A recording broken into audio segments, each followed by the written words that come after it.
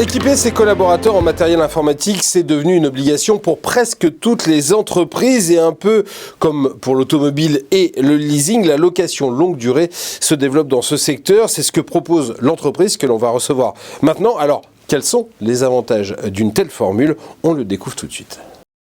Et je reçois Alexandre Berich, bonjour. Bonjour, merci de me recevoir. C'est un plaisir, vous êtes le cofondateur de Fleet. Votre idée, c'est donc de proposer du matériel informatique, mais en leasing loué. Plutôt qu'acheter, c'est un mouvement de fond, on l'a vu notamment dans l'automobile. En quoi ça présente un avantage pour les entreprises quand on parle de matériel informatique ? Ça en présente plusieurs. Tout d'abord, notre clientèle historiquement, c'est des PME et des startups. Elles avaient plutôt l'habitude d'acheter plutôt que de louer. Donc là, le premier avantage, c'est de garder sa trésorerie, de ne pas payer tout en une fois, mais d'étaler dans le temps le paiement. Le second avantage, c'est que notre solution, c'est pas seulement du financement, c'est un service tout en un, via le digital qui permet de leur simplifier la vie, quoi. Justement, quels sont les services ajoutés ? Il n'y a pas simplement acheter des ordinateurs, il y a quoi ? Il y a une expertise sur l'étude des besoins au préalable, sur la maintenance, sur certains services qui peuvent venir s'ajouter, je ne sais pas, comme du cloud computing ou des choses comme ça ? Exactement. Donc, les entreprises aujourd'hui sur notre site, elles peuvent louer en quelques clics seulement.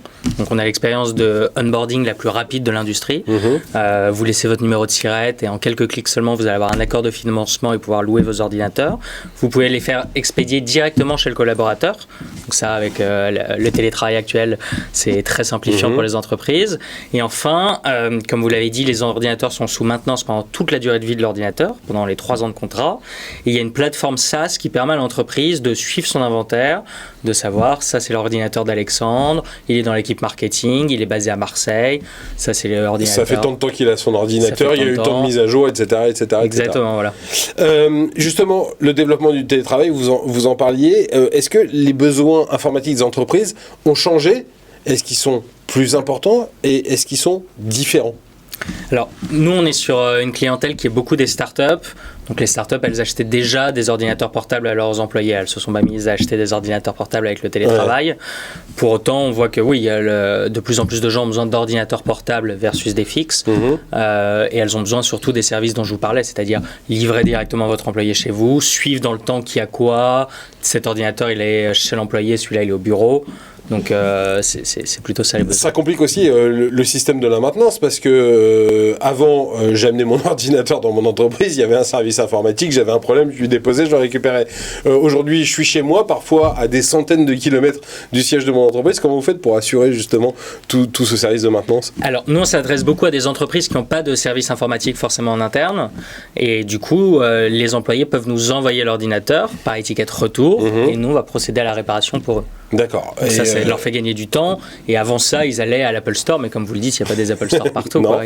Et il y a un système de remplacement parce que si vous gardez mon ordinateur pendant 3 semaines, j'en ai quand même besoin pour bosser. Ouais, alors il est recommandé que les entreprises aient elles-mêmes quelques ordinateurs de stock au cas où pour ces cas-là. Quoi. Il n'y a que les ordinateurs ou il y a aussi tous les périphériques qui vont avec ? Maintenant, on a besoin d'un casque, on a besoin parfois d'une imprimante, je sais pas quoi, d'une webcam pour pouvoir faire des visioconférences, etc.